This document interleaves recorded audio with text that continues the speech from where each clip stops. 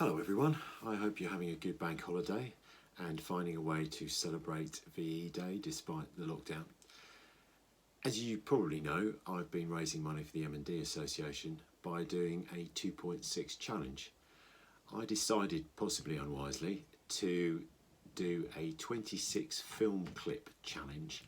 So I've been recreating scenes from films over the last couple of weeks and posting them on Twitter and other social media. I'd like to thank you for your support. I've raised quite a bit of money so far for the association, and I'm very, very grateful for that, and also grateful for your very kind words as well. I'm not sure that some of my acting has been entirely up to scratch, but it's been fun and it's certainly testing my range. And I'm looking forward to another couple of weeks of making the films. As it's VE Day today, I didn't really think it was appropriate to do a film clip. Quite difficult to choose something to do that's appropriate, and I certainly wanted to respect the day. So what I thought I'd do very briefly is just talk a little bit about involvement of one of the members of my family in the Second World War. And this is him, this is Albert Russell, sitting with my mum Jean at a party quite a few years ago. And Albert sadly died a few years ago and is no longer with us, but he was in the Second World War. He was born in Newport, and it was one of those unusual Welshmen in the fact that he preferred football to rugby, and he supported Newport County for many years, in fact his whole life, and I've tried to continue that on, and I follow Newport County, the Exiles, quite a lot as well, so I've tried to carry on that tradition. But he lived most of his life in Six Bells, Abertillery, which is in the Welsh Valleys. It's a coal mining community of about, at its height, 6 or 7 pits, and clearly no pits left in Abertillery now. So that's where he lived with his wife Maud, my nan, and my mum Jean, and her younger sister Sheila. In 1941, he joined the army, and he joined the 8th Army, and was in North Africa and Italy. He had an interesting war in the fact that he was a dispatch rider. So he was responsible for taking messages from one battalion to another battalion, from one post to another post throughout North Africa and Italy. So he was slightly unusual in that sense because he spent a lot of time on his own. And he's typical of many of the servicemen and women of that time. He didn't talk a great deal about his war experiences, but there were a few tales that he told us over the years, and I had chatted to him on a number of occasions about his experiences. And I remember there's one experience he talks about in North Africa when he was taking a message from one place to another, and he could hear this pinging noise coming from the bike, and he thought it was a kind of mechanical problem. So he waited till he was in a protected area and got behind some rocks and checked on the bike, and to his shock and surprise he found 2 or 3 sniper bullets where a German sniper had been trying to pick him off.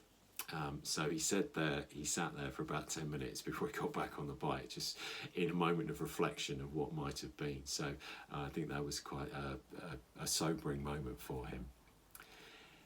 Throughout North Africa, he was always very proud of the fact that he had one bike that took him all the way through North Africa, and unfortunately he lost that bike in the transfer to Italy, Sicily, where sadly his destroyer was torpedoed that was carrying him and his mates across to Sicily.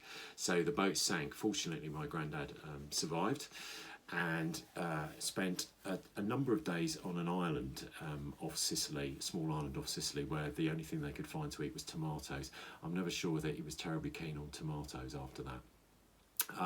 But he did find his way to Italy and was involved in the Italian campaign, which was, I think, very hard and tough. And as I say, he was very proud of the fact he only lost one bike in North Africa when he lost about 6 in Italy, which probably tells you how intense the fighting was there.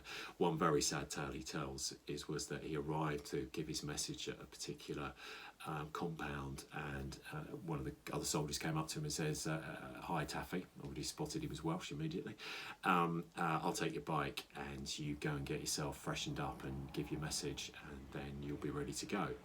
While he was in the toilet getting freshened up, unfortunately he could hear a shell coming over, that horrible whirring sound of a shell coming in, the screaming, and he hit the ground and covered his head, and he could hear the explosion a little way off.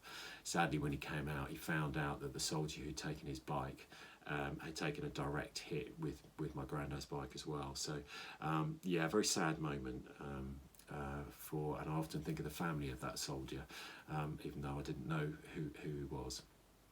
So he spent that campaign in Italy, and when the Italians surrendered, he then was transferred over, and I think he spent some time in India. I know he went to Bombay because he always talks about the only time he ever had a curry, which was in Bombay, and he never had another one, which is a bit of a shame. And he ended the war in Iraq, guarding oil fields. Plus de change, eh? And finally came home after 5 years away from his family, which is quite sobering when we think about at the moment in this strange time we're living in, where we're spending a few months away from our loved ones. That, you know, the sacrifice that those servicemen and women made, spending years and years away from their families, wondering whether they'd ever see them again. So it is quite sobering to think of that. So extremely proud of him. These are his medals, which my mum gave me and I had framed a few years ago. There are no VCs or MCs in this plaque.